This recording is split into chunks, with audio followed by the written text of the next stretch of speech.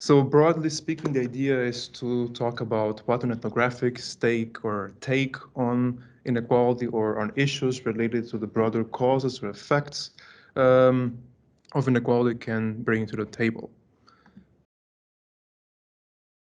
So again, just for a brief introduction to everybody, my name is Moisés Kopper. I have a background in social anthropology, perhaps a little bit unusual in how we land in questions related to inequality, which I will address later on. I received my academic background training, all in Brazil at the Federal University of Rio Grande do Sul. And before joining the IUB this year, I held postdoctoral appointments first in Sao Paulo at the Center for Metropolitan Studies as a fellow of the Sao Paulo Research Foundation, then a second postdoc in Cologne at the Max Planck Institute for the Study of Societies as an Alexander von Humboldt fellow, and lastly in Brussels at the Free University of Brussels as a Marie Curie IF at ULB fellow. My research interests, broadly speaking, have been shaped by my background growing up and studying in Brazil. So I first became interested in social anthropology because I wanted to know more about the kinds of pressing issues of our time from the perspective of those who are most directly affected by them. So I quickly developed a keen eye towards studying emergent socioeconomic phenomena, always with the perspective of how people shape realities on the ground and how are they affected or even actively trying to reshape the terms through which socioeconomic perspectives and phenomena play out on the ground. So as an example, my early work as an undergraduate and also later as a master's student focused on new forms of political action and citizenship in southern Brazil.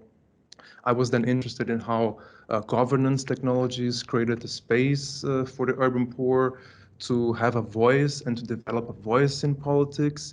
So I first focused on the formation of new community leaders through a process of political socialization in the ranks of the participatory budgeting, which is a participatory technology through which the poor people in the city of Porto Alegre, southern Brazil, were given a space to participate in the decision-making processes of budget allocation for the municipality. But I also quickly developed an interest in understanding how a group of marginalized street vendors gained public notoriety as they mobilized to defend their economic livelihood in the context of a municipal project of urban gentrification that was trying to remove these workers from the streets and force them into relocating or reinstall themselves in a kind of popular shopping mall that was also intending to promote new understandings of entrepreneurialism and make the street vendors become rent payers. So I spent years following the political and the economic strategies of this group of street vendors and how they also developed important relationships with politicians and other actors at the local level, at the municipal and regional levels. And also through this process, I attended and catered my research outputs to both looking at activists, but also the policymakers on the ground. And during my PhD, moving on to the PhD timeline part, I spent 4 years between 2012 and 2016 working with a community of housing activists who mobilized to become a part of Brazil's largest ever public housing program. So here I was interested again in how the political and the economic came together through policy implementation processes on the ground. So I looked into how everyday activities of mobilizing for large-scale housing reshaped forms of participation and citizenship on the ground, but I also visited domestic spaces where those people reorganized their lives and also planned anew the future. And I soon realized that their aspirations in this process, the aspirations for the good life, coalesced with state-led efforts to foster mass consumption and recast Brazil as a sort of middle-class country. So given that this was an interesting link there, how Brazil's new understandings of becoming or wanting to become a middle-class country coalesced with people's strategies to develop better lives on the ground. I also opened up a journey into governmental offices in Brasilia, Brazil's capital, and also into market research initiatives in São Paulo as a first attempt to understand how these two scales of policy implementation, of state making and nation making all came together in the figure of the house. So between 2016 and 2017, during my first postdoc, I also carried out some comparative fieldwork among more established housing activists in the peripheries of São Paulo. And there, of course, I also saw many similarities in the ways that they organized and mobilized for public resources that led me to later on develop a broader theoretical framework for the study of contemporary forms of activism in Brazil. So I developed some of these insights, theoretical insights, in my new book that just came out last November with the University of Michigan Press. I should have brought the copy, by the way, to circulate. I'm sorry about that. It's my mistake. Yeah, so the book is called Architectures of Hope, Infrastructural Citizenship and Class Mobility in Brazil's Public Housing. And broadly speaking, in this book, I tell the story of how the activists that I worked with in the city of Porto Alegre strove to distinguish themselves from other failed housing initiatives by creating a structure of governance that brought together municipal state agents, participatory budgeting actors, and representatives of public banks and the market. So the book covers different grounds, from the political activities and the social interactions of these activists to their newfound struggles as housing beneficiaries and first-time homeowners. So in this process, I touch on a range of important questions regarding popular participation today, from communal idealism to electoral politics, to new consumer markets in developing countries, to also new ethno-racial identifications among people on the ground. I will cover some of these concepts in the second part of my presentation, especially the ideas of policy afterlives and middle-class sensorial and how those two emerge from empirical understandings and fieldwork. Here, I simply want to stress the value of ethnography as a method of inquiry that brings us closer to the concerns, to the expectations and the hopes of citizens on the ground, but also brings us closer to trying to understand how technologies, tools, rationalities, and forms of intervention work in practice, how they create different sorts of consequences and unforeseen consequences and effects sometimes, and also what the long-term impacts are among the people and the intervention targets. So in other words, I would say that ethnography can be a critical method into studying the intricacies and on-the-ground ambiguities of inequality and their effects. But also at a different level, as an epistemic nexus, I would say that ethnography also prompts us to ask specific kind of critical questions about the roles of technology, the roles of rationalities and concepts, and the very design and functioning of these technologies and the development apparatus at large. So in this spirit, I want to use the remaining of this first half of my presentation of the time to delve deeper into a part of my research on Brazil's new middle class, which exactly prompted me to look into the roles of experts and information that shaped Brazil's recent cycle of economic growth. So from an anthropological perspective, I was interested in opening up the black box of knowledge politics and classification technologies that seek to redefine how we have come to imagine, to discuss, and perceive Brazil's inequality in recent years. So I was particularly interested in the roles of public intellectuals, of policymakers, and market representatives and researchers as they all came together to herald the end of endemic poverty and the rise of Brazil into the ranks of a middle-class country. So I look into how this idea came together in specific scientific, governmental, and market expert circuits through interviews with economists, policymakers, government officials, and market researchers in the cities of São Paulo, Brasilia, and Rio de Janeiro, as well as archival research with documents and media outlets. Overall, I wanted to gain insights into what I termed in the project still informational governance, which is the idea that decision-making processes in modern democracies rely increasingly more and more on quantified information, which has the power to cast visibility on specific populations and craft new spaces of intervention. And I also wanted to show at the same time how the very problem of how we look and perceive inequality in Brazil was deeply entwined with modern economic and statistical measuring techniques that are seen themselves as important signs of development and informational inclusion. So ultimately, then, the question of Brazil's new middle class was also a question of how the state makes and remakes itself, right? And through new forms of expertise, as much as it was a question about also reimagining the contours of national identity, of the future, through the politics of large numbers. At this point, some of you are probably wondering how a social anthropologist like myself ended up studying questions that are usually assigned to economists and why that matters, if at all. So to make things a bit clearer, perhaps, let me continue with a short vignette.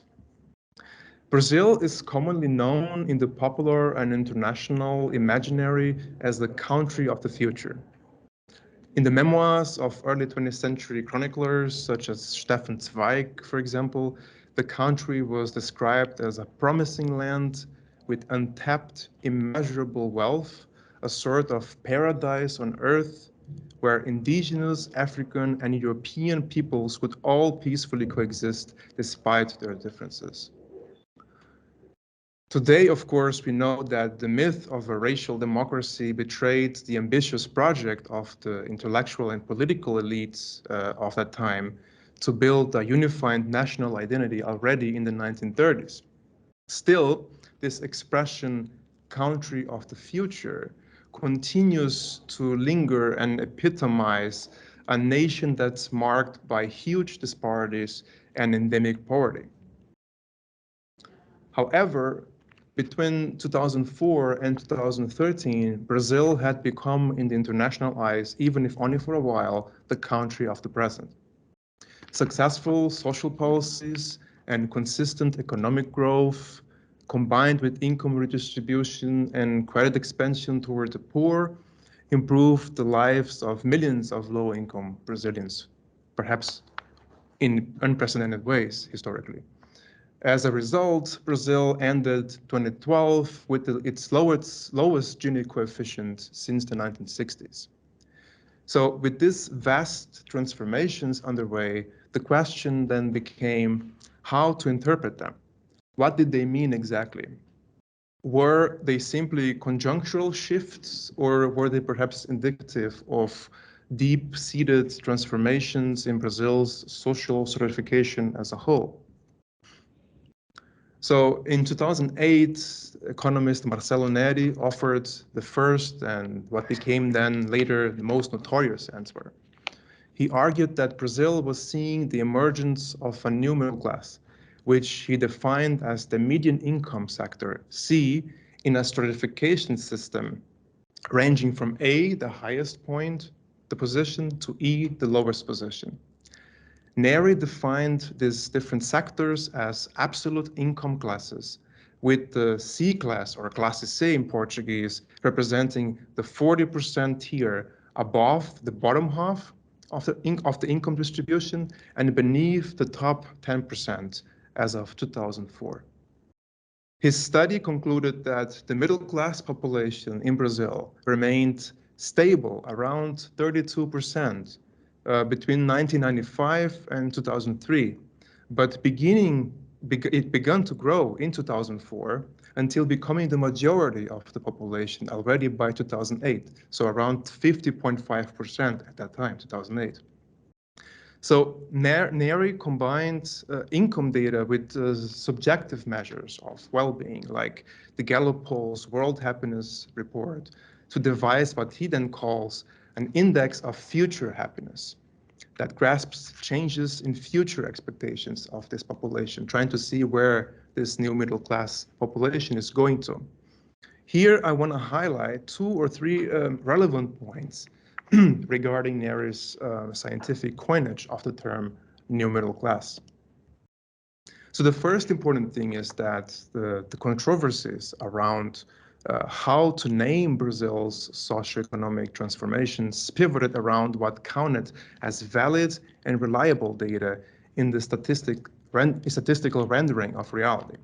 So between 2004 and 2013, household incomes as measured by household sampling surveys grew at much higher rates than the national accounts, which resulted in an accrued difference of almost 20%.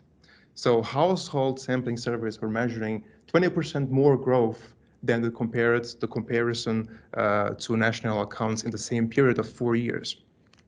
Yet the conventional metrics for the economic growth of a country traditionally only look at GDP, the gross domestic product. So in contrast to other developing countries like India or China, household surveys in Brazil were showing that the growth of the consumption power was becoming a better predictor of well-being than the measure of production. But such a difference could only be seen if production and consumption were detangled from each other, were accounted for separately and looked into separately. These crucial choices then around data helped cast light onto the new middle class as simultaneously a technical and political construct. They allowed NARI to call attention to distributional shifts that were happening in the middle of the stratification and away from poverty, thus, in a way, depouring the scientific and public debates surrounding inequality in the country. They also allowed NARI to gradually transition from science into politics, as he began speaking of the C-class, the Classe C, as a group with cohesive aspirations, with future expectations, and with the political power that could, in his words, define an election campaign. The second important point here is that by applying microeconometric tools to understand income distribution, NARI was aligning himself with the global constellation of social economists invested in developing new metrics to appraise and redefine poverty in developing countries at the beginning of the 21st century. Like other Brazilian economists, NARI obtained his PhD in economics from Princeton in 1996, when that university was already becoming a critical diffusion center in this field. In Brazil, he aligned himself with a lineage of social economists that from the 70s already began using microeconometrics to appraise economic inequality in the country. This line of thinking was pioneered by Carlos Langoni in his study Income Distribution and Economic Inequality in Brazil, which linked the country's then growing inequality to increased returns to education. On various occasions, NARI expressed indebtedness to the intellectual tradition inaugurated by Langoni, which combined strong mathematical reasoning, intellectual circulation of these intellectuals and higher education overseas, and also the gradual participation of these economists in governments and policymaking.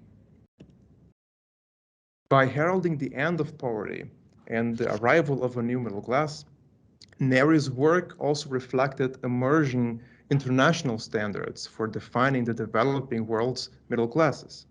For example, World Bank economist Martin Ravaillain argued that this strata should include what he called those who are not poor when judged by the median poverty line of developing countries, but are still poor by US standards. For Brazil, Neri then calculated the mean per capita household income of the middle class to be between $500 and $2,000 as of 2008, making the C class, classe C, the closest statistical image of the mean of Brazil's society. Another key element in this story is that Neri himself enjoyed a rapid political ascension into the upper ranks of Brazil's federal government. He was first nominated president of IPEA, which is the prestigious Institute for Applied Economic Research in Brazil, and then also became minister of SAI, which is the umbrella secretariat for strategic affairs that was directly linked to the office of the president, where he was in charge of studying and devising policies for the new middle class. Under his baton as Minister of the Secretariat of Strategic Affairs, the government spearheaded a project called Voices of the New Middle Class.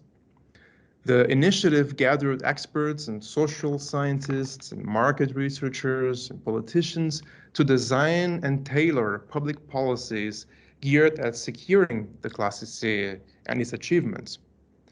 A new official classification system to define the different strata of classes emerged as one of its outcomes. And here in the table, we can see this certification system that was developed under Neri's calculations as the minister of the Secretariat.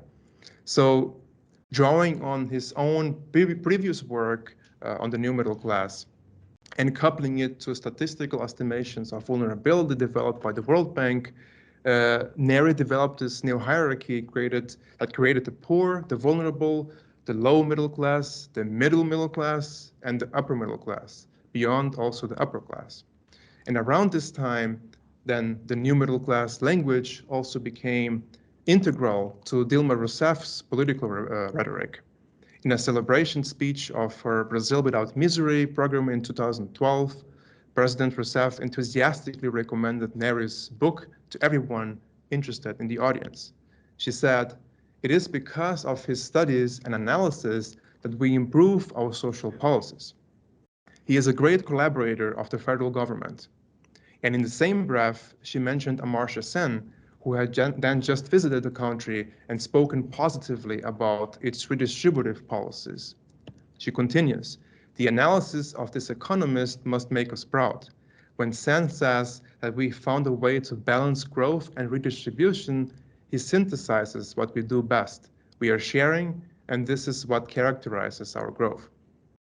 So in light of the 2008 international crisis, Neri's portrayal of a less unequal society enacted a future orientation, the idea of a middle-class country, and a strategy to achieve this by generating jobs and expanding consumption, which are all critical elements, one could say, in Sen's capabilities approach.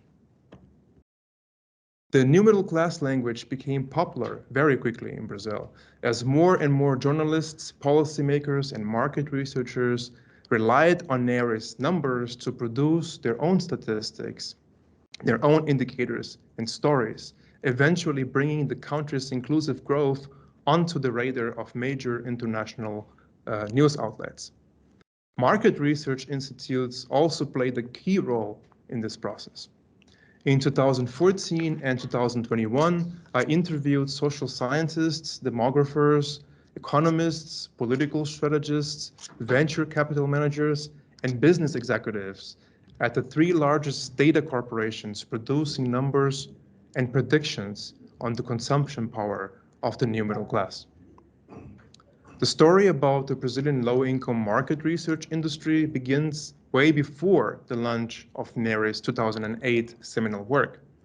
At the turn of the millennium, a group of marketers came together to found Popular Comunicação, an advertising agency built on the promise of delivering targeted communication to what was then still considered Brazil's emerging base of the pyramid market. attentive to new international developments that we cast a pour as consumers and active stakeholders in emergent global markets. One of the founders of Popular Comunicação presented the challenge in one of our conversations as one of finding the right informational tools to capture the needs and aspirations of this new segment. After realizing that typical household surveys would not yield the kind of fine-grained information they were looking for, in 2001, they then created an offshot market research company called Data Popular, which would produce its own research methods and concepts. For example, to address the rebranding needs of one of their first clients, Procter & Gamble, the Institute offered company executives a one-week, uncompromised so-called experience of living among low-income families. The approach that was later called cultural immersion was supplemented with help from professional observers, which is how they called them, usually anthropology graduate students hired by the hour to give executives real-time feedback during the observation. Data Popular quickly became Brazil's largest and most prestigious market research institute, studying the so-called in-depth habits, customs, and motivations of the bottom of the pyramid. By the end of 2013, they commanded a clientele of over 80 corporations, from among which were public and private banks, large retail networks, credit cards, societies, television channels, governmental agencies, political parties, and even the stock market. At that point, the Institute was also gathering over 15 data experts, from anthropologists to sociologists to economists to demographers. They worked in small groups, bringing together qualitative and quantitative methods to produce consultancies, reports on market tendencies and brand equity, assessments of product satisfaction, brand positioning, and consumption potential. Data Popular also figured prominently in media outlets as their leaders marshaled important partnerships with big media corporations in Brazil who were themselves also data clients in the Institute's portfolio. So with all this background in mind, let me now return to the question of how a social anthropologist such as myself ended up researching questions typically assigned to economists and why that would matter. Anthropology has recently ventured into studying the social practices of scientists working inside and outside of laboratories and non-scientists actively engaging with scientific knowledge. So my research followed these steps by looking at how economists, statisticians, demographers, policymakers, and other experts in public numbers circulate data across circuits of science, the government, and the market. The technopolitical diffusion of Brazil's new middle class language illustrates the ability of facts to travel and re-territorialize. But different from the stabilized facts of science, the facts of Brazil's inequality, and especially its new middle class, moved on more perhaps slippery terrains. Without ever achieving stable meaning, they were not only repurposed, but their meaning continued to change as they traveled from academic think tanks to governmental commissions to market research institutes. I was thus first interested in asking what the Brazilian new middle class was and what it did in terms of a national project of integration and development for the country. Instead of brushing it off as a neoliberal ideology or a fraught political construct or a scientific maneuver, I looked at it as an empty signifier that was qualified and re-qualified by experts as the concept changed hands. This led me to think that the new middle class language operated as a form of currency that acquired value exactly because it transformed and circulated, linking the technical and the political, the abstract and the concrete. Here, my approach is informed by recent developments in the anthropology of data, which underscore the fungible and polysemic value of data. The ways in which data is formed through relations that extend beyond data itself, so that what counts as data is a social process with political overtones. The methodological challenge here is then to work with a research design that is open enough to hold complexity and contingency insights in order to capture how data infrastructures and data itself sees and unsees reality. This point is well illustrated in the words I heard from one of the former journalists working at Data Popular, for example. As they put the new middle class language into circulation, they said that our bargaining chip was the next novelty. These experts and professionals were moving in a field where political economic parameters were constantly influencing data outcomes. Condensed in these words, then, we see how the ongoing process of producing and circulating data wove together the language, the institute, and the experts in a mesh of material, human, institutional, technical, and political agency. In this value production chain, the statistical data are combined and recombined into broader information assemblages that enable the telling and retelling of narratives with and through data. Through the creative and technomoral work of these experts, bits of statistical data are transformed into coherent bodies of information with the ability to produce, store, and convert political economic value. I thus came to think of the roles of these experts as alchemists who creatively engage the affordances of data in order to transform it into numbers, theories, policies, and ultimately also markets. By doing so, middle-class pundits transform what stands as reality. They defy the conventions of public numbers and push taxonomies beyond current norms and standards. As Alain Desrosiers argued, in times of rapid changes, the language of reality itself evolves so that statistical work not only reflects reality, but in a certain sense establishes it by providing the players with the language to put reality on stage and act upon it. The language of the new middle class was then enacted through the quasi-magic work of these experts, who welded tools and theories in unforeseen ways to encircle reality and stabilize new meanings. Let me now conclude this first part of the presentation with another example that further illustrates this point. Recently, long after the new middle class language had lost its impetus in Brazil, new revisionist accounts changed the public perception of Brazil's redistributive gains in the last 2 decades. In 2015, a group of Brazilian experts within the prestigious Institute for Applied Economic Research applied Thomas Piketty's method of combining tax information and household surveys to recalculate income distribution over recent decades.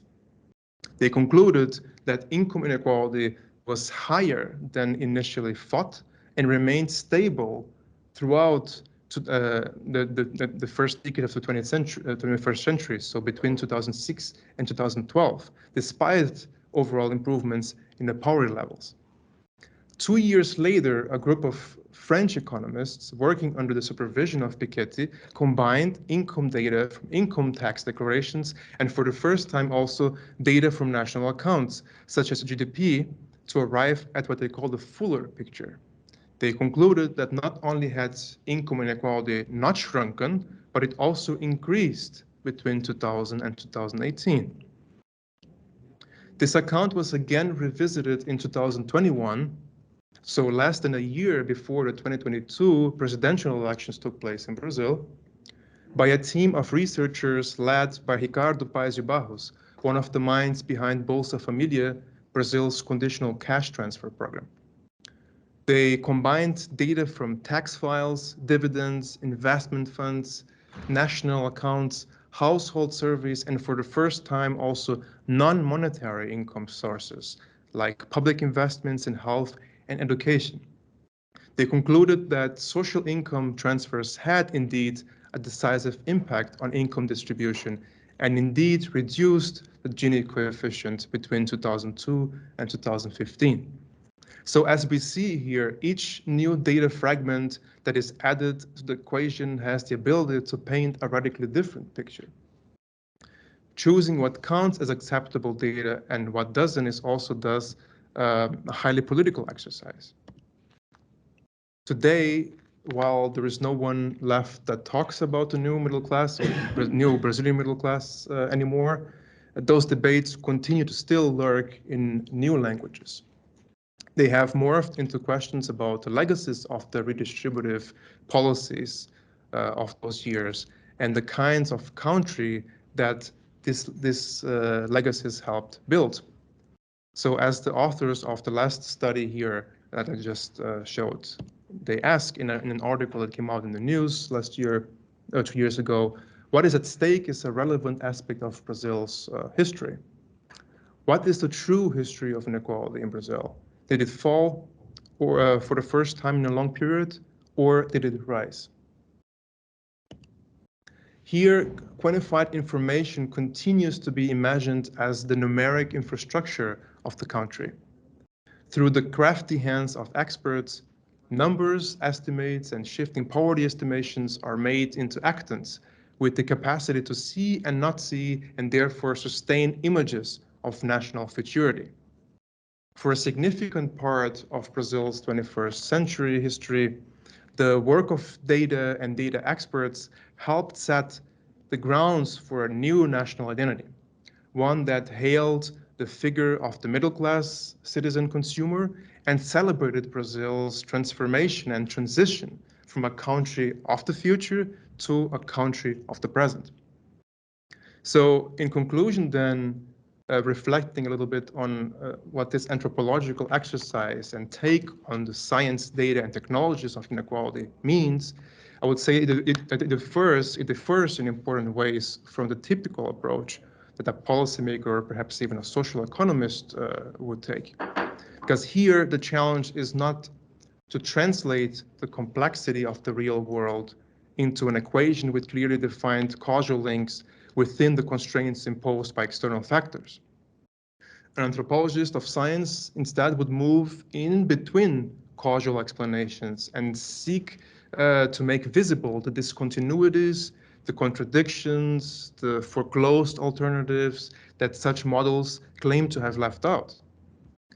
The goal is perhaps better described as the process of reverse engineering a formula or a concept in search always of the non-technical elements and the social and political aspects that make up the assemblage. Or even perhaps we could call such an approach one that keeps chaos inside, as through it we learn about the contingencies of data production and the translation of technical questions into political ones by the work of these experts, by the work of governments and markets. So this is my first part of the presentation. Thank you very much for your attention despite the heat. Yeah, and I guess we have some minutes for reactions.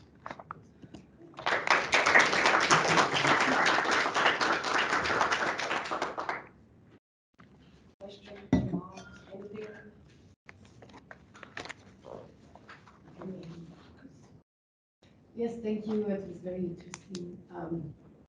I was just wondering, because so your research is clearly focused on the Brazilian context, and I was wondering if you can, for what you found, also make conclusions for inequality research in general, or like these big economic theories about inequality, if it also means that we now should doubt inequality numbers everywhere, or is it very tailored to a specific Brazilian context? I think, yeah, that's a very, very good question. I think that on the one side, there is a specificity to ethnographic fieldwork that you need to consider like on a case-by-case scenario. But I think the broader perhaps methodological insight of looking at the different instances where discourses around inequality emerge and circulate, and how they are molded into effective narratives in public sphere, I think could also be applied elsewhere to look at in different context what's the currency of discourses around inequality,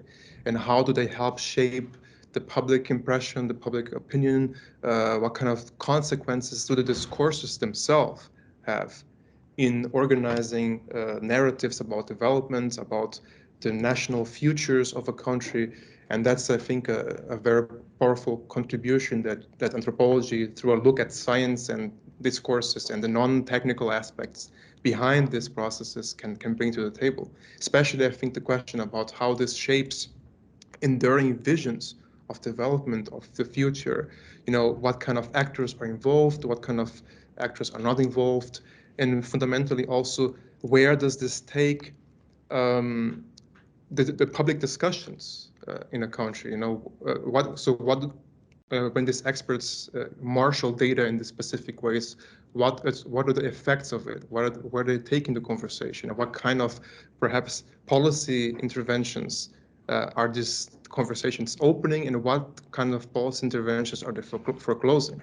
So in Brazil, very specifically, a key domain of intervention became then how to devise consumption markets, for this population. So the idea is that through these studies, what would be considered traditionally the poor, they were relabeled and reimagined as middle-class stakeholders that had to gain a lot from incentives to consumption, for example. So this takes the public conversation and the role of the state and markets into a specific direction, and we can really learn a lot from how these debates, I think, were structured in other kinds of and staked in other kinds of political scenarios and webs of meaning and power.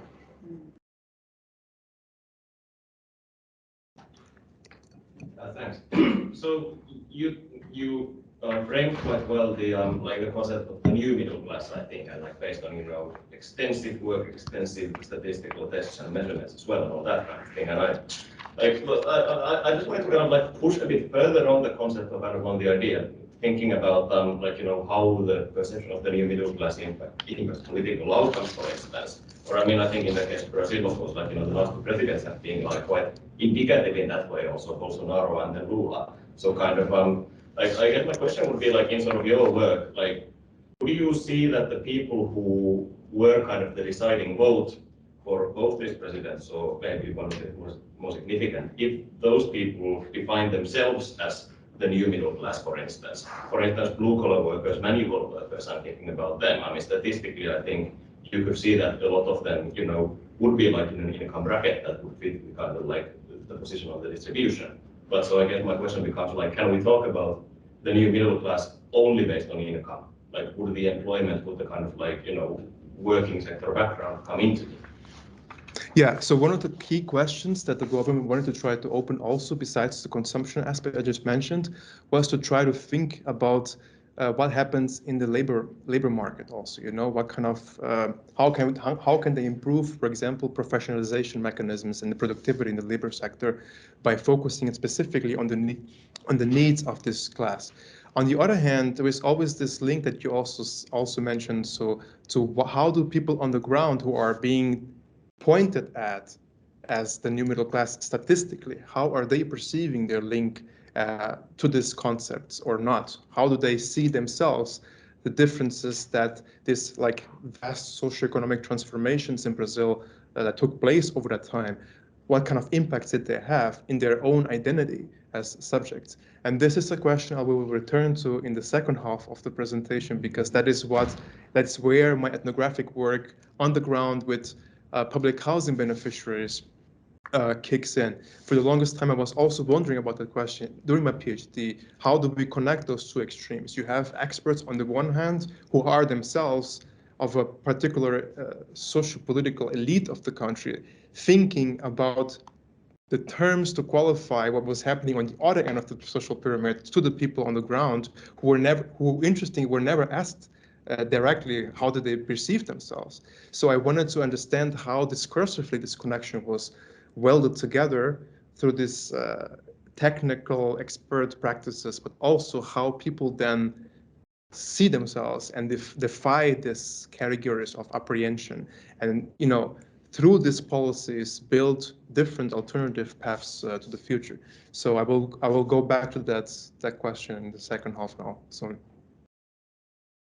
Yes, maybe linked to that, I was also wondering if, because I think you mentioned it in the beginning when you were explaining your research background, if you also explicitly look at speculations. I think you mentioned briefly something about that, and then you mentioned that Sam said something about Brazil. So I was wondering if you're going to talk about that, or yeah. So a key aspect, conceptual framework also that I used in my book when I'm talking about the travails of housing activists on the ground is the idea of hope, material hope, and how policies work through the engaging and molding the aspirations of people, and how they become part of this local microcosms of policy intervention and so on. But aspiration here in this particular presentation I gave is also linked to how these experts are indirectly seeing where the country is supposed to go. So there is a link to imagination and aspiration also in this very technical political work that intellectuals perform when they're thinking about the future through the conceptual frameworks that they put out, that they consider the most legitimate ones to examine certain questions of inequality, for example. So there is a question also, I think, on how data politics mobilizes these other aspects of imagination, of expectation at the very level of what goes into a concept that stays out of sight, out of view. But it's still fundamental to how these concepts get there. But then it's more aspirations on like for national project and then yeah, exactly. We have also a question from the chat, which I think is related to the last two questions, and is from Tommaso Ferrando, and is the distinction between the technical scientific component and the political one relevant anymore? In the current scenario context? I would say so, but I'm going to ask to tomorrow. Yeah, I mean, of course, this entanglements of techno-political aspects and politics, they vary according to the context in which we are talking about. So this story of the emergence of a new middle class was fundamentally a political project also that was encapsulated and spearheaded by the leftist Workers' Party in Brazil over the 16 years that they were in power from 2003 to 2016.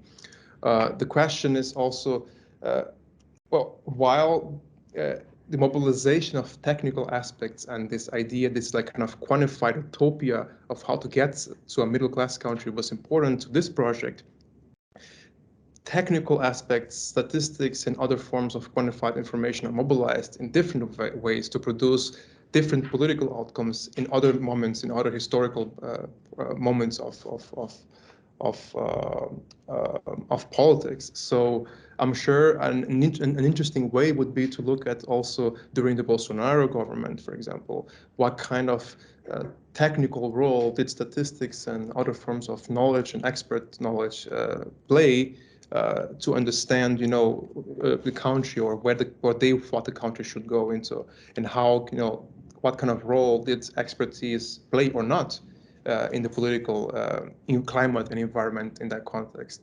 I have done a few interviews with some of these experts who, despite the shifts in political influence from left to far right in Brazil, managed to survive inside this more technical instance of government planning. And it's interesting to see within that level how expertise shifts importance, and also the status that it has for planning strategic policies and future aspirations as far as the in situ government goes. So it's interesting to see how these things can also shift. The relationship between the technical and the political can also shift according to this broader political strokes.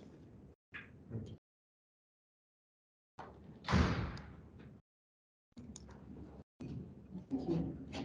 We have maybe 2 minutes bit of a break? People Yeah, of course. Yeah, that would be great. Because I think it might be necessary now, and then we start with the more technical part of your explanation. I don't know how will it be, but we will see. Okay, okay.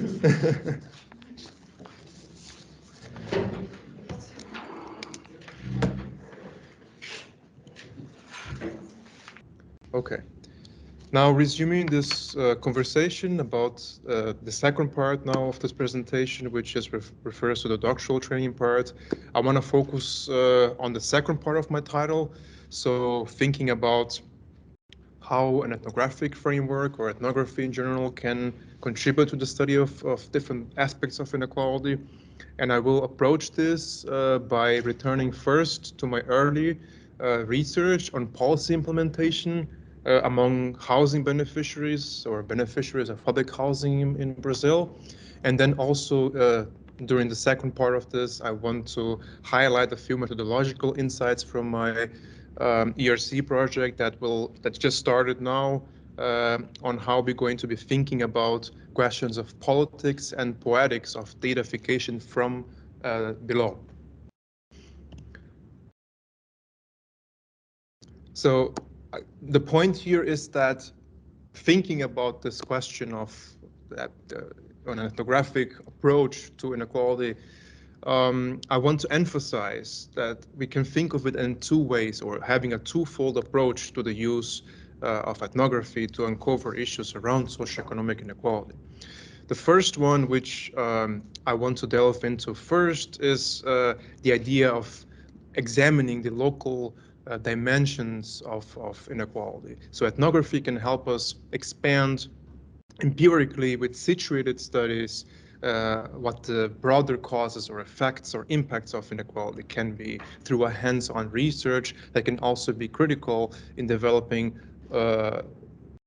situated concepts on some of these questions, as we will see soon. But on the other hand, and I think the example I just gave in my previous presentation on the technopolitics of the new middle class in Brazil, this also shows that we can think or use an ethnographic lens to examine the knowledge politics of inequality. So using ethnographic insights into what happens around the production of data, in this case, on inequality. So going back to my work with housing activists in Brazil, I carried out fieldwork for almost 5 years between 2012 and 2017 in the southern city of Porto Alegre, Brazil, which was once known as the holder or the hotbed for participatory politics in the world, having hosted several editions of the World Social Forum and also having been the birthplace of the participatory budgeting technologies of participation of citizens in politics. At that time, Brazil was also implementing its largest ever housing program called Minha Casa Minha Vida, or in English, My House, My Life. This initiative wanted to promote the ideal of home ownership among the poor, but at the same time also create millions of jobs in the civil construction industry, right following after the impacts of the international housing crisis in the US, and therefore also creating millions of highly subsidized housing units all over the urban peripheries of Brazil.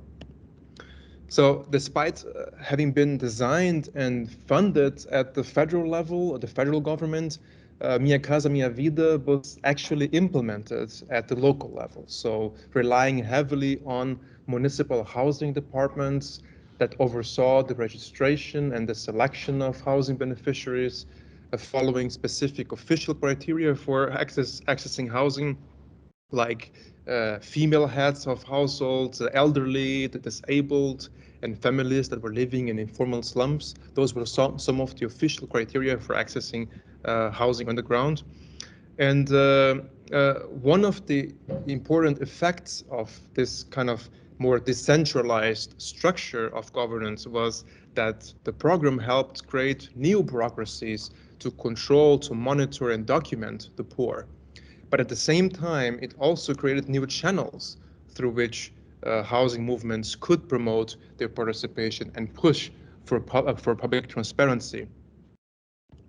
So the book, again, Architectures of Hope, tells the story of how one of these housing organizations emerged in 2009 and became a key link to connect citizens to policies on the ground.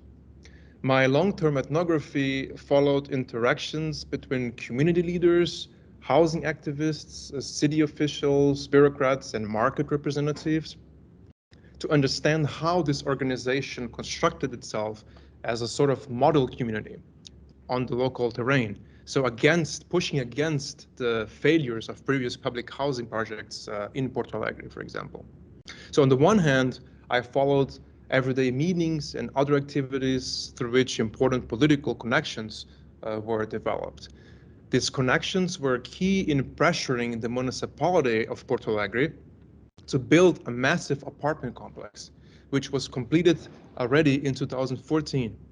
So throughout the construction phase, the association won important political battles, including, for example, the right to indicate and select 150 families from among the enrolled members of the association to move to this newly constructed housing project.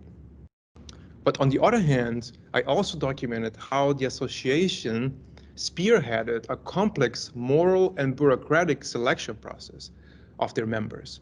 Because again, the association was enrolling already over 600 families as members, as housing activists and members, but only 150 homes would be available for this housing group to move.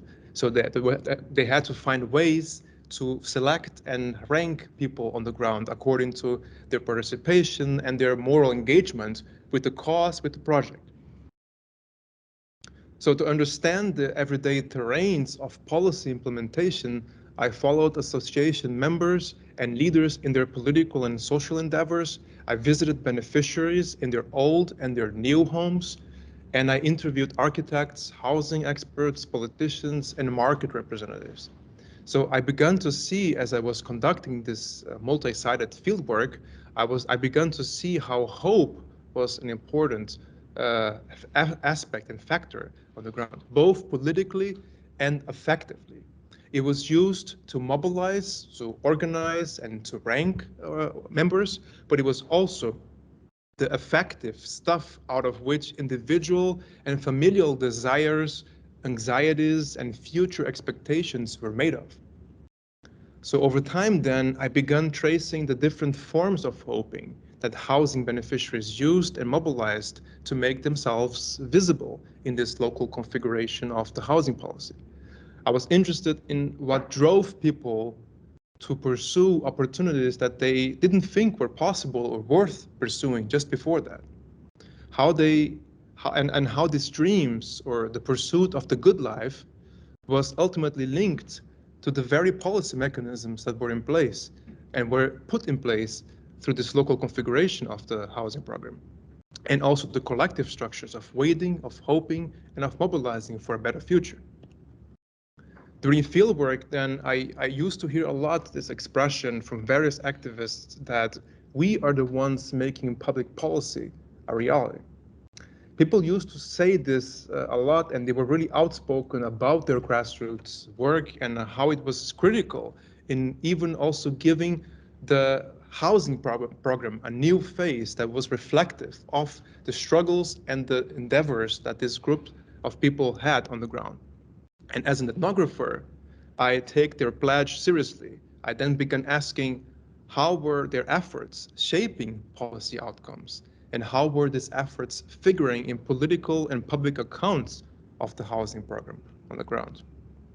And here to give a quick example of this that I discuss also in one of the chapters of my book, I discussed the case of Dona Hilde, who is a 95-year-old woman who had lived in unfinished housing projects for almost her entire life, for over 30 years, until she became a member of the Housing Association in 2009.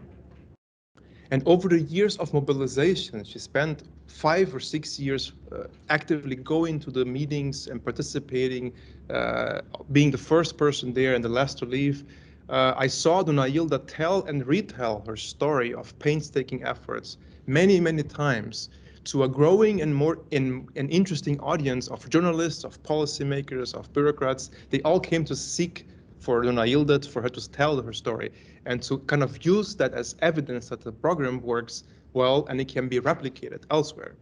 So that her life story itself became the face of the housing program in Porto Alegre, and an example of the new kind of life that was made possible at the intersection of public policies, grassroots politics, and personal longing for better lives.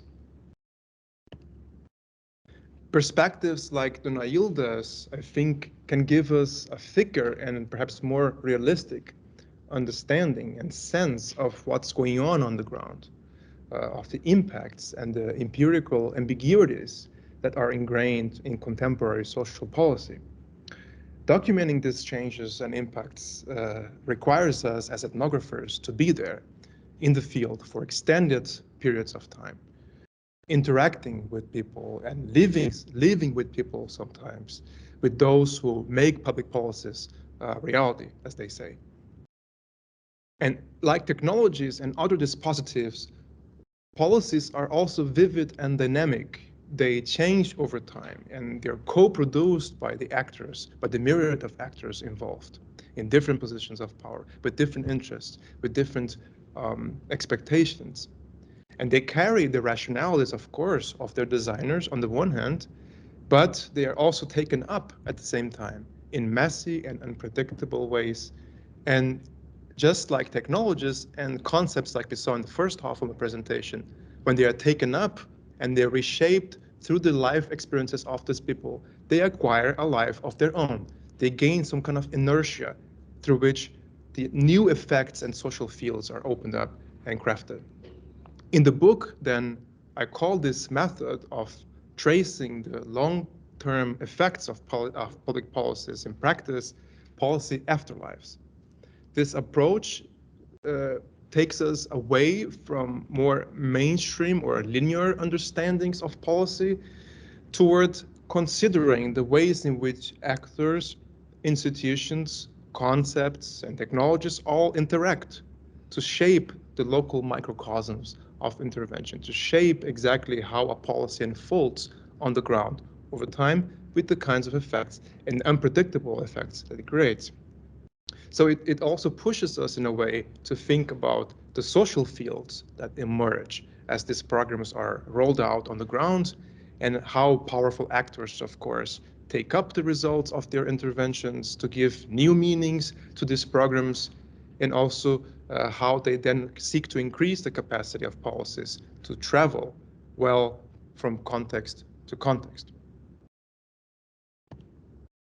So drawing on my own work with policy beneficiaries on the ground, I'll say that an ethnographic lens to study inequality begins with a non-normative positionality.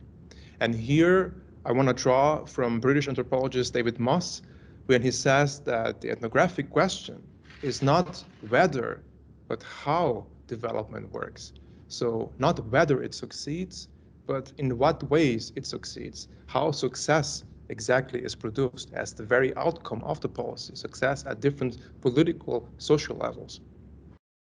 So as we already discussed, also the key way here is in achieving this is through long-term ethnographic engagements with the beneficiaries of these programs, with people on the ground, with those who are making policies on the ground.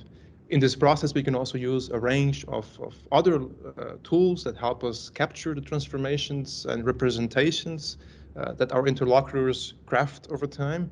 And one of these tools, one powerful way of doing this is through photography, the use of photography and videography in the field. I used photography to register encounters. You saw the pictures already, some of them in the background of this, to create, in which we saw the unfolding of encounters and events and situations. But photography was also used in this fieldwork as a methodological tool to build more collaborative research outputs, collaborations with local people. So visual tools, they can open up new grounds for empirical research because people want to see themselves in images. They want to be portrayed as protagonists of the very social processes that we document as ethnographers on the ground. And at the same time, when the anthropologist returns to the places of fieldwork, of investigation, these records of the past can then again be instrumental or useful to not just return the results of the fieldwork to the people with whom we collaborated, but also to open up new kinds of conversations, to activate new memories and recollections and prompt new spaces for action. So what's key here again are the workings of time. Time is an important factor in how we think about the unfolding of policies on the ground and also how we think about our own fieldwork as ethnographers, documenting these different layers and levels of experience. What happens in the meantime as people wait, as people mobilize, as they aspire, as they hope, and how what happens as their travails are engaged by different actors, mobilized in different ways. So another powerful tool to apprehend transformations over time is also to combine qualitative ethnography with small-scale socioeconomic surveys. And this is also something that my work illustrates and it worked really well in my research with housing activists. So after beneficiaries were selected and after they moved to their apartments, my ethnography then became about documenting the unfolding of life in the new place. I was interested then in how people were adapting, what kind of economic strategies they were using and developing to enter this new cycle of monthly payments, of condominium bills and other sorts of bills, and how they, in a nutshell, became homeowners in practice, but also interested in how this was transforming the built environment around them and what kinds of broader urban transformations beyond the level of the apartment complex this was bringing to the city. So I returned to the field at different moments between 2014 and 2017 to speak to key interlocutors, bearing poster-sized photographs from the years past of political mobilization and returning them to them and giving them to them. And then again, also observing how this serves as new springboards for new kinds of conversations about politics, about sociability, about economic adjusting and the broader collective transformations that they were undergoing. And I then used insights also from my ethnography to design a socioeconomic survey that was implemented both in 2015 and 2017 among the 160 households that I had been accompanying for years. I asked a range of questions pertaining to topics such as education, work, income and class, their enrollment in other social programs, opinions that they had about these programs as they became beneficiaries, questions around well-being, questions around material culture, about planning and indebtedness, economic aspects, but also about health, leisure, and safety, and of politics in general. And here I want to dive deeper into one particular topic that I believe illustrates the advantages of combining long-term ethnographic insights with the results of small-scale socioeconomic surveys, which are the questions around well-being and their translation into processes of social mobility. So at the macro level, of course, we know that social programs like Minha Casa Minha Vida and others like conditional cash transfer programs, they can have an impact on inequality. In Brazil in particular, as we just saw in the first part, the exact extent to which they have influenced poverty reduction and prompted the emergence of a new middle class is always fiercely debated. What's less known is how people on the ground identify or don't identify with these debates, with these concepts, and how they perceive their own life experiences in terms of upward social mobility. So the questionnaire first covered questions about life and financial improvements over the 10 years before moving to the projects. And then respondents were asked to choose up to 3 words that best illustrated their class situation within a wide array of pre-established class nomenclature. I juxtaposed different taxonomic systems from concepts developed by Brazilian intellectuals who had been hailing the arrival of a new middle class to words that I had collected more inductively during fieldwork and that represented how my informants defined themselves in informal conversations and in ordinary circumstances. The point of this exercise in particular was to appraise the purchase that each of these systems of classification of thought had for the people with whom I worked, and to gain also insight into the moral repertoires of classification that they were mobilizing to conceptualize the experience of living in the middle. So in both years, both in 2015 and 2017, I found that worker and go-getter were the most used categories, closely followed by popular class, middle class, poor, and the C class, classe C. What's interesting, however, is how the emphasis shifted from one year to the other, from in between those 2 years. So from 2015 to 2017, the categories worker and popular class, which are typically used by Brazilian social movements, gradually gave way to middle class and its offshoots. This suggests that only 2 years after the move to the projects, perceived upward mobility gravitated toward languages that emphasized the midpoint in different scales of stratification. Even more interesting is the fact that in 2017, a growing number of families were already experiencing social economic decline or downturn compared to 2015, with higher unemployment, cuts in salary, and increasing indebtedness. But still, they continued to define their current situation in terms of a disposition to move towards the middle. This tension between objective and subjective perceptions is perhaps puzzling at first, but ethnography helps again fill the gaps here by revealing what's going on exactly on the ground. So let's take these words that Seu Juliano told me on my first visit to his apartment in January 2015. Seu Juliano is a 65-year-old man who was critical in the mobilization process of the housing association and also became a homeowner after that. He said, "Where I lived before, there was no class. People were expendable. Now they are proud users of credit cards and buy in stores. Even their skin looks better. They are smiling more often. All this affects your mind. You start to develop a class." So Juliano shows how the meanings ascribed to class and race have changed in early 21st century Brazil. But his words also show that perceptions and experiences of socioeconomic mobility cannot be derived only from linear measures of well-being such as education, employment, or income. So Juliano had himself gone through a rapid process of social and material improvement, from living in a construction container for months before the project was ready, to living in an apartment packed with technological objects. Still in 2017, only 3 years after they moved in, his living expenses had tripled in cost, and he was barely able to make ends meet. But instead of renouncing the dream of becoming a homeowner, Seu Juliano found himself readjusting.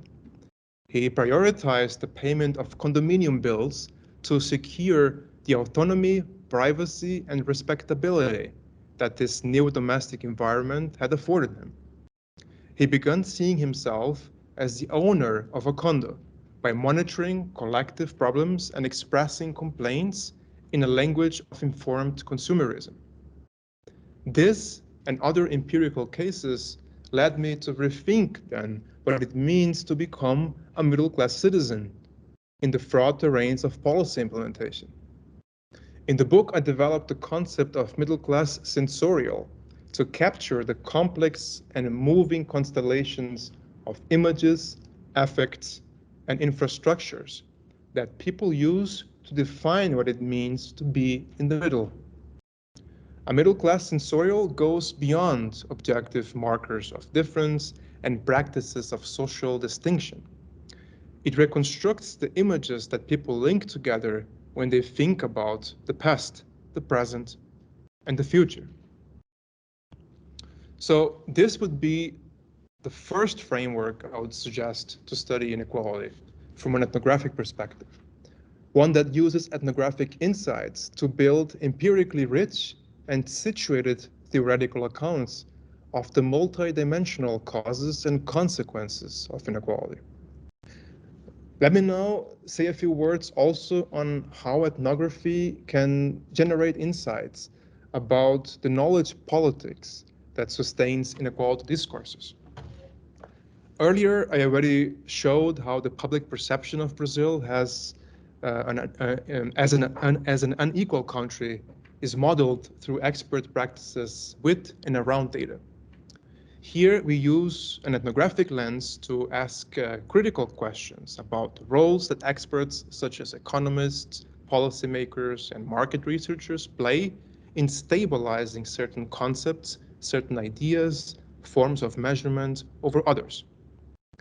Following key insights from science and technology and quantification scholars, the approach here is to, quote, regard numbers, graphs, and formulas, first of all, as strategies of communication that are intimately bound up with forms of community and hence also with the social identity of researchers, unquote.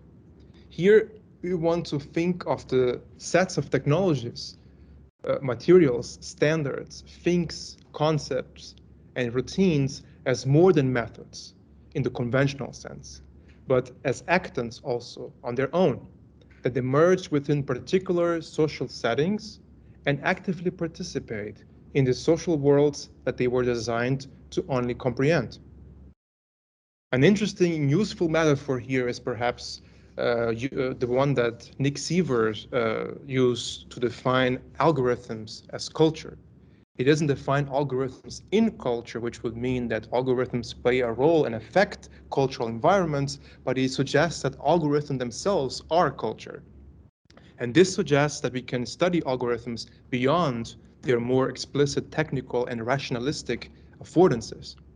Algorithms, and here we could also argue perhaps technology, methods, and concepts, reveal patterns of meaning and practice that can be engaged with empirically, and by extension also ethnographically. So let me illustrate this approach with some reflections now on the methodological challenges ahead in the ERC project that I started in July this year at IUB. The critical departure point of InfoCitizen, the project is called Informational Citizenship, is the idea that numbers, indicators, and other forms of quantified information, they fundamentally redraw the link between data and citizenship. So data practices and infrastructures, as we know, they have come to play a central role in shaping governance. We can think of the design of public policies or epidemiological data to monitor the spread of diseases in the coronavirus situation, or even policy alleviation indicators. So these inscription devices, they enact certain populations as objects of intervention and government, and can thus be powerful vehicles for the inclusion and exclusion of vulnerable populations from the citizenry, from the fruits of public policies, and from broader intervention programs. However, there is also something new going on in this relationship between in how numbers and citizenship come together empirically. Top-down official statistics are seeing their numbers and institutional frameworks being called into question almost daily. And at the same time, we are witnessing the emergence of new grassroots strategies that contest public statistics by devising their own tools and numbers and using them to make inequalities visible and also hold governments accountable. We can take, for example, the case of Censo da Maré, which is a bottom-up technology to collect data from favela residents in Rio de Janeiro that is self-governed and administered by local experts. NGOs Redes da Maré and the Observatório de Favelas began mobilizing local residents in 2010 to produce better and more fine-grained territorial and populational data for the 140,000 residents living in the 16 favelas that comprise the Complexo da Maré. Their initial objective was to foster citizen engagement with data and also intervene in public debates about the access to rights of favela residents via data. And since then, similar other initiatives have cropped up in other places that use alternative forms of quantification to change their terms of representation.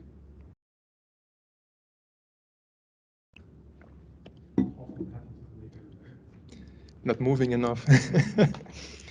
So the point here is that these grassroots engagements with data are changing the ways in which people on the ground see and negotiate their social, cultural, and political economic belonging from the margins. And yet, I would argue we don't know enough about the everyday realities of those who are making and circulating their own numbers. We also don't know much about the effects that these numbers have and that these encounters with data have, the impacts they have on identity, on subjectivity, but also on policies, on instruments, on law, on policymakers and on law. In InfoCitizen, then, the idea is to develop more granular and interlinked accounts of how, why, and when people engage with numbers to also grasp their impacts on identity, on subjectivity, and public policy. InfoCitizen proposes to focus on both top-down and bottom-up data initiatives that involve both the participation of citizens and local experts in the Global South. So the emerging literature on quantification and data activism has so far treated these different dimensions and scales of datafication as almost independent and sometimes even opposed to each other. But if we look at how a census like the Censo da Maré is designed, it actively engages the different dimensions of official statistics and bottom-up statistics in creative ways so as to also seek to legitimize their claims and access to rights. So the idea is to really build an ethnographic theory of informational citizenship here that is able to capture these different interactions and also shed light on this new form of social membership that emerges from the ground up as people negotiate the terms of inclusion via the production, circulation, and contestation of data. So very briefly, I want to make 3 points about the kinds of interventions that this kind of approach can produce, and later on reflect a little bit on what this means for the study of socioeconomic inequality processes. So this entails this theoretical approach, ethnographic theoretical approach to informational citizenship entails first the need to rework the notion of datafication. So if you look at critical data scholars, they use datafication to refer to processes of translating practices and subjects and objects into digital quantifiable bits of data. So they speak of extraction, tabulation, and the creation of economic value under surveillance capitalism, for example. We want to first flip this assertion and think of datafication as a multi-dimensional process, as something that encapsulates the tools but also the experiences that people go through when they make and they spread and they live with numbers, as a form to exercise social membership, to create identity, and also to act on their future. So we're interested rather in the idea of data ecosystems that are enabled by datafication. So the assemblages here of infrastructures, of organizations, politics, and knowledges, whereby data gains consistency and creates value for the disadvantaged communities that mobilize it. The second important step here would be to rework what is meant by data politics. So usually with this idea, science and technology scholars, they have in mind the technical and the political dimensions of making and circulating data. So again, my previous presentation on the technopolitics of the new middle class illustrates how this would play out in practice. So this is very much mobilizing a Foucauldian sense of politics, the idea that data bears political undertones because it enacts populations as intelligible objects of government. And what we are saying here is that to understand this multidimensional effects of data on populations, we need to go beyond just looking at data politics. So on the one hand, of course, archival research on official statistics or sources and interviews with experts, they are very important, but they cannot be the end of research. We must also therefore capture what we're calling the poetics of data, which is essentially by looking at how experts and citizens remake their own identities through the lens of data. So we want to see what happens to the data and to the people as they mobilize data beyond the technical political arenas of their production. We want to ask, for example, what does living, producing, and engaging with data feel like for the people who are marginalized and who are now turning to the promises of datafication to improve their well-being. And the last step in this process is to rethink or requalify what we mean with the term global south. We don't see the global south here as a geographically marginal and self-contained region, but as an epistemological nexus with shared histories of exploitation, inequality, and invisibility. Here, the idea is to draw on the work of post-colonial urbanists to think of the periphery as theory, for example, as a locus from which alternative epistemological dimensions of engagement in politics and with data emerge. Our effort will be to understand how post-colonial legacies of extraction and invisibility set the stage for the experiences and practices of datafication that we see taking shape today in the Global South. Here we have a figure that illustrates what we envisage to be the contribution on both the theoretical and the policy-making levels.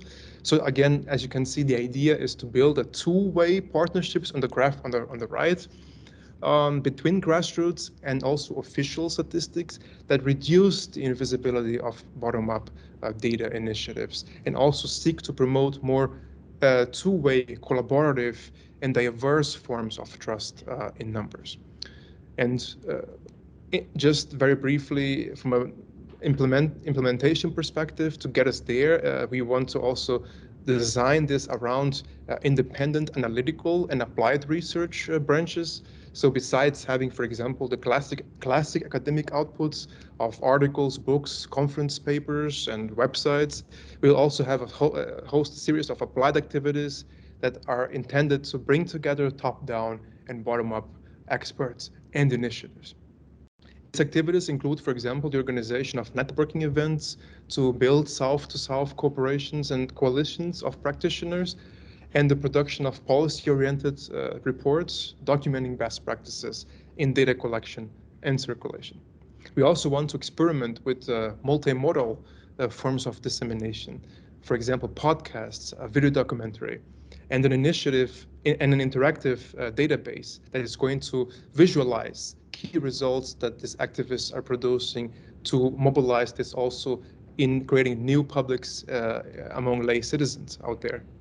So this tool, as I said just now, is meant to be a visualization and a methodological instrument that will allow team members to stylize their research outputs and also think critically about presenting and integrating their data into the public out there, into lay conversation, so to speak. So it will play a critical role in defining the public outreach also that we envisage for this project over the years. Now, to conclude, in returning to the question of what ethnography can contribute to the study of inequality, I will suggest here that this project is trying to seek to bridge these two approaches that I just mentioned in the beginning of the second part. First, because it looks still at knowledge politics, at data politics, by examining the technical, the political affordances of data. So we will focus on the tools, the methods, the institutions, for example, by top-down actors and experts, but we'll also focus on how concepts and categories travel. So what are the international networks of expertise that this data politics mechanisms are mobilizing? But we will also tap into the first column, the on-the-ground levels, the local realities, by mobilizing the idea of data poetics. So again, capturing the feelings, the experiences, the hopes, and the promises that are generated and activated through data. So here the focus is on the long term, on how data becomes part of the everyday practice of these activists and of the citizens who are mobilized on the ground to become part of those data projects. So data here is not just a one-time encounter, but it also becomes part of life of the people who mobilize to produce data.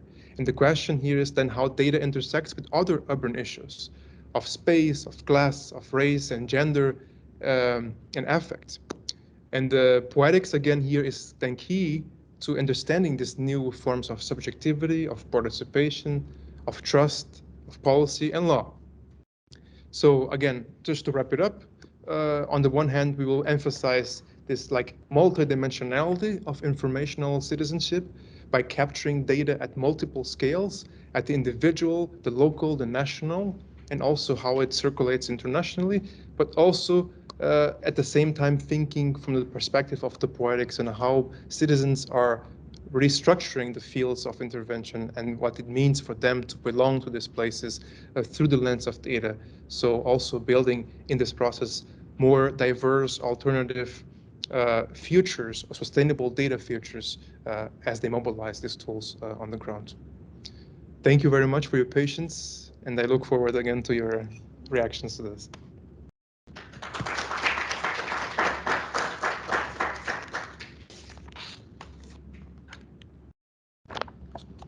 Yeah. Thank you very much. It was very interesting. I'm actually curious to know the voices that were included in your ethnography study. So at the beginning, you were saying that among 600 citizens, around 150 will actually get access to to the housing projects. So that leaves us with at least 70% who didn't get access. Were their voices included? That even the implications of the prolonged vulnerability, the changes in the social dynamics within that community, and how it can inform even the increase or not of the inequality gap within that community. Yeah, so that's a very interesting question. Yeah, on the one hand, I was concerned on documenting what kinds of new inequalities emerge on the ground as these like differentiations start to happen and take place as people move and try to gain access to a position in the housing project. Ethnographically, I followed a snowball technique that I started with the leaders of the social movement, and I was introduced slowly to the people who they also were working closest with. So I was mostly exposed to cases where people were able to mobilize their hope resources to make themselves visible in this local configuration and then also gain access to the housing project. I talked to a limited number of people who were left out, and these are also cases I discuss in the book, and because they are interesting to understand the limits of this project and what kinds, as you said, what kinds of effects that this produces, and also interestingly, they highlight even more strongly, perhaps, what kind of moral and technical criteria the housing association used to define those who enter and those who don't enter in the housing program. So through these cases, I'll also discuss the new arrangements that emerge and what happens to this to the people that are left out, what kind of new inequalities ultimately and differences among the urban poor who are engaged in the housing projects or mobilized for housing projects, what kind of new inequalities this also produces in the long term. And later on in other pieces, I also reflect on how this existing and perhaps intensified levels of local level of inequality also perhaps are important explanatory factors to think about the limits of large-scale housing policies on the ground and how this phase of progressive policies that ends abruptly with the end of the Workers' Party in 2016 with the impeachment of President Dilma Rousseff. How this is also perhaps are important elements to think about the limits emerge from these large-scale policies and how they can then also lead to losses, important losses in political support from this groups, yeah, and how they kind of their role, their new roles as beneficiaries in these projects also is linked or not to political mobilizations or political preferences, political preferences in the voting patterns of these groups after they enter the housing project.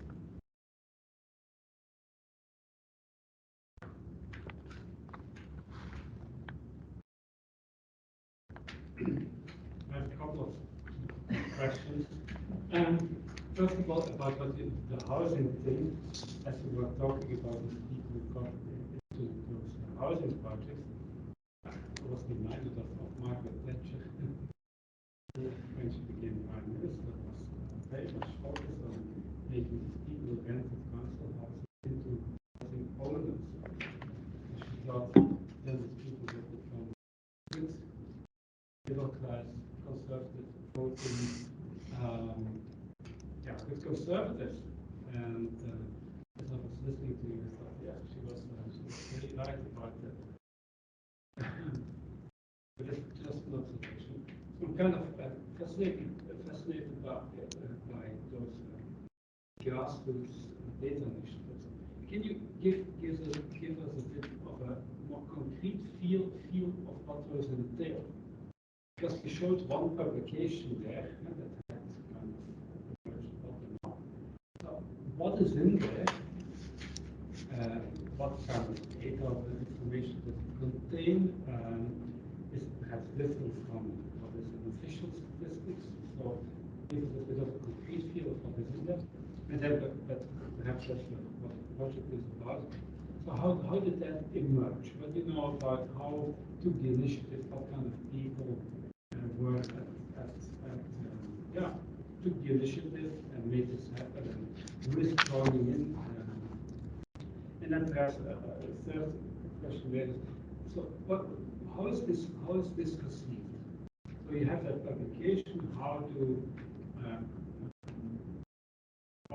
politicians regard this? How perhaps do other experts regard this? Do they take it serious? Do they see it as a threat to their own position as an expert? And so it's a lot of questions. Yep. Yeah, thank you very much. Yeah, they're all very interesting. I'm not sure I will be able to answer them in full because this is still the beginning of the project. So I will take many of these questions, perhaps especially the last one, as springboards into empirical fieldwork. It will be really interesting, for example, to know exactly in what ways this data has generated long-lasting institutional consequences at the level of policy designs, for example, or not. I know that one of the initiatives that we are going to look into also, which is related to the production of data from below that monitors the number of killings by the police in favelas. These numbers have actually been incorporated into a lawsuit against the state of Rio de Janeiro to hold the state accountable for the loss of lives. So this is, for example, one concrete instance where the activism of these intellectuals is generating important figures that are mobilized in legal cases. But of course, the extent to which now this is going to long-lastingly generate effects is still up for grabs, I would say. And this is part of the very ways and reasons for which these activists are mobilizing, so that the new discoveries or the new fields that they open up with these numbers are also taken into consideration. And we want to also fundamentally in our applied branch of the project push this one step further with the work with these groups by also saying at the same time that not just the numbers they produce matter, but also what happens as the side effect, so to speak, of the numbers, right? But it's normally invisibilized. How this can perhaps potentially also increase interest in participation from local communities, you know? Like if you think about the census, the demographic census that shows up once every 10 years at the house, and people knock there and say, answer 5 questions for 5 minutes or so. We can think of the kind of the disengaged citizens and politics that this also produces versus a more participatory engagement in which people go and visit their houses more frequently. They spend longer times in the interview. They ask open-ended questions, for example, about things that matter in their everyday lives and that are not comprised in a population census for obvious reasons. You cannot include more open-ended questions, but again, this comes closer and also produces new forms of trust in numbers that are not necessarily relying on the scientific canon of universality and and neutrality of public numbers, but they produce a different situated engagement through numbers that is activating also new forms of participation in these tools. And again, part of it is that part of this is because it's mobilized by local actors and experts, but also because the instruments are different. They are open-ended questions. They are questions that reflect the everyday, questions around discrimination, for example. One of the tools that we're going to be comparing against the one in Rio is a tool in Berlin that uses a different design, a census design, not a census, they call it census, but it's not exactly a census in the same way that it's trying to capture all people's perspective, but it's a survey nonetheless that is trying to count the experiences of discrimination by African diaspora groups that live in all over in Germany. This is also, again, an initiative that is seeking to create more accountable information and also at the same time mobilize different actors and experiences to have a hold in policies, in politics as well, and so on. So I mean, there are different levels at which we can think of the actors mobilizing this and the partnerships that they themselves are building, and how these partnerships also lead them into more institutionalized spaces to then affect perhaps longer lasting changes.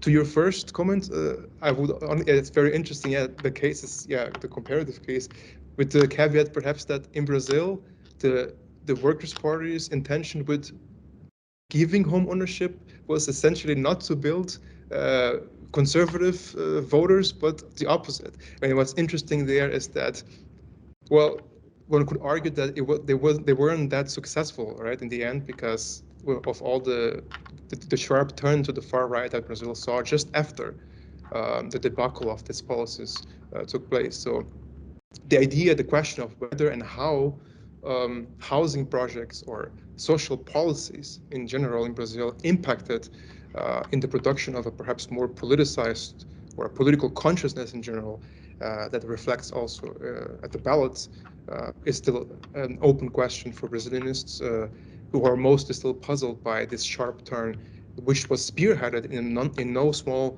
degree by the voters who were beneficiaries of these social policies on the ground. So if you look at the voters data from 2018 and 2022, large segments of the electorate that was typically defined as this low new middle class, or the once rising poor, as I call them now, they have massively voted for Bolsonaro and for right-wing parties in 2018, above all.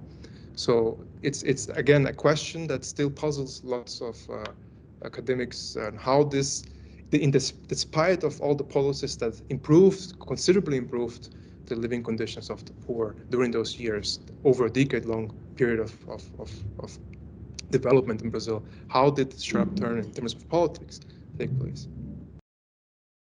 It's an open question still. There are some people with other questions from us. Okay. Thank you, Moisés, for this nice presentation and the amazing project that you are starting now. I was really curious. We have had some conversations on this idea of the politics of the data politics. I think I still don't really grab like the let's say the I don't want to say it like that, but the kind of added value in terms like, for example, you were talking about this displacement from politics, the data politics to the data politics, in terms of also how data politics grasp in a certain capture in a certain way how people create their own identity, if I am right. So, but in the other side, the techno-political part, like for example, more like governmentality studies have done, showing that like subjectivities are also like positionalities created in this techno-political relationship. So does it imply that like the directionality of like power and agency, how it works in terms of like people like self-making their own identities versus kind of like how some like more power relations are like shaping the subjectivities of people. And I want to think this in a really concrete case. Like for example, in my own country, Nicaragua, there was a grassroots that project of a group of feminists. They were like geolocalizing like hotspots in the city in Managua, in the capital, where they were like kind of hotspots of sexual harassment in order to identify some person. So this was also a process of subjectivation for themselves in response to all these like political power relations, hierarchy, you know. So what could be these glasses of the politics to what could add this new category, this new lens to this kind of analysis? Yeah, I'm thinking beyond the register, the Foucauldian register, in which even the subjective reactions are still produced within the power mechanism of a policy that creates subjects and the relation and the reactions of the subjects in relation to the structure still within that same model. I'm thinking about more openly. So what are the long-term perspectives for citizens? How does this change other perspectives in their lives? How does this influence the way they look at other aspects beyond the data engagement? So this is more of a way of empirically at this point thinking about how to carry out fieldwork on a topic such as data.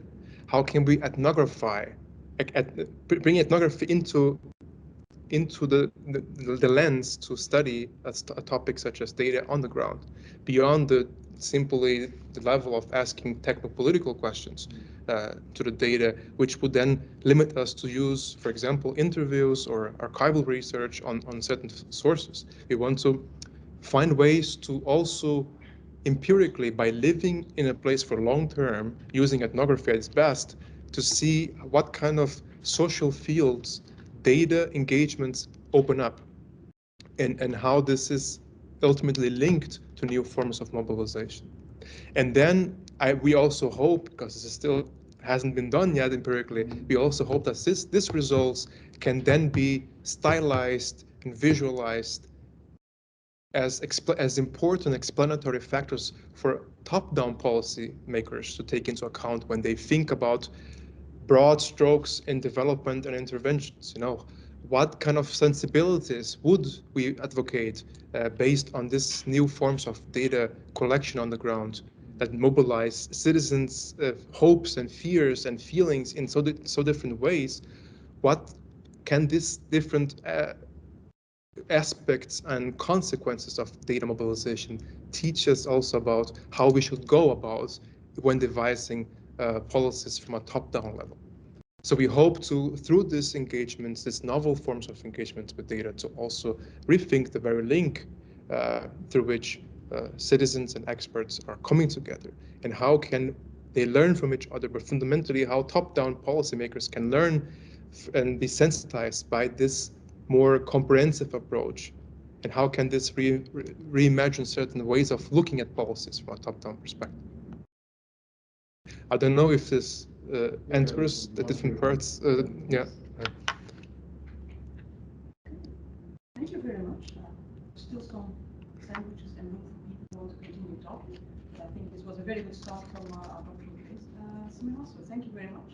Thank you very much.